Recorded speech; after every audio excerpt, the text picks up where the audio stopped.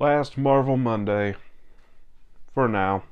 Deadpool and Wolverine is a brand new 2024 action film directed by Sean Levy, starring Ryan Reynolds and Hugh Jackman. And yeah, I think everybody who is a Marvel fan was excited for this movie. Everybody who grew up with the X-Men films all the way back from 2000, everybody who has enjoyed the MCU, we've all been excited for this movie. Also, sorry if I sound congested. There's a sickness going around in my house.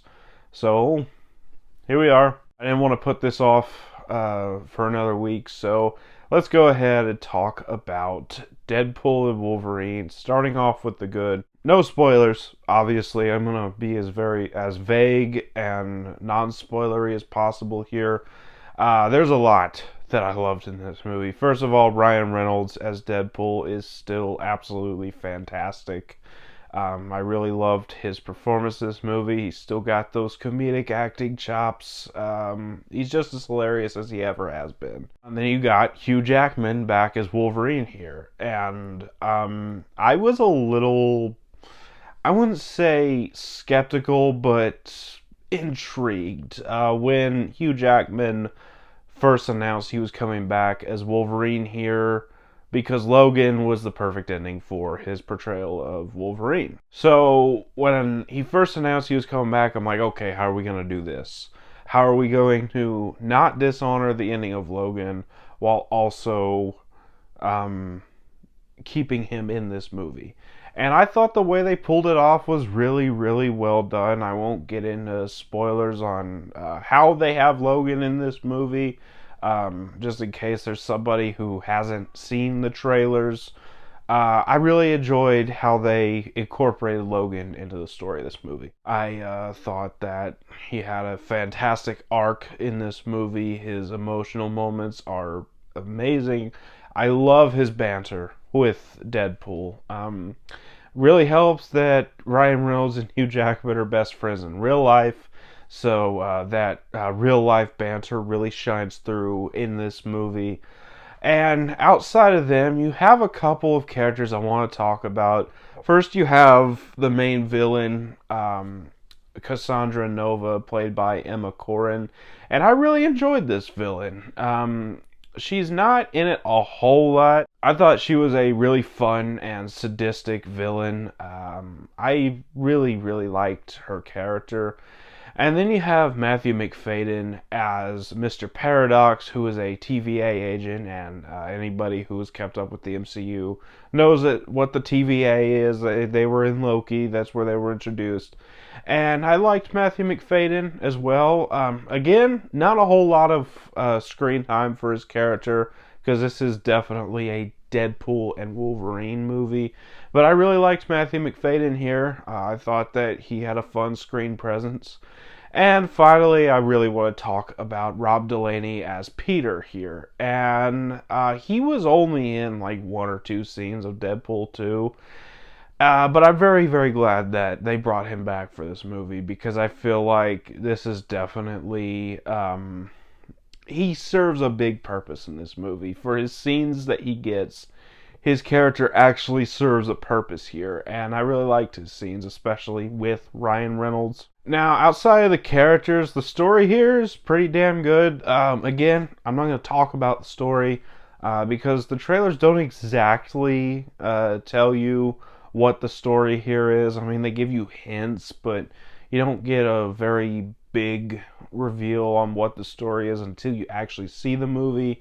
So I'm not going to talk about it, but the story here was great. The plot was engaging, and the action sequences are absolutely fantastic. I love the fight scenes in this movie, especially a specific car fight that you will know what I'm talking about when you see the movie. Really fun sequence. And let's talk about the cameos here.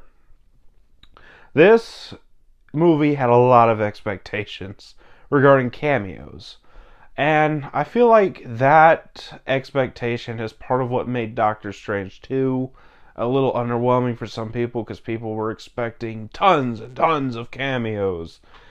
This movie delivered what people were more expecting from Multiverse of Madness. There were a lot of cameos in this movie. There's some that I didn't even catch on my first viewing that I later read online. So I'm going to be going to see it a second time here soon to see if I can catch them. I love the cameos here. There's two very specific cameos in this movie that I was very pleased with. One that I really loved especially. Again, no spoilers. I'm not going to say what it is, but I was very pleased with a lot of the cameos here. And the humor here still works. It's Deadpool. It's definitely Deadpool style humor. And the score and the soundtrack is absolutely phenomenal. I love the soundtrack choices they made. The opening scene, the soundtrack they choose for it is just gold. And the song that they choose for the car fight, absolute genius. And I really love the main theme of this movie. I believe it's just titled LFG, which if you've seen the trailers, you know it stands for Let's Fucking Go. But regardless, I love the main theme here. I thought it was really good.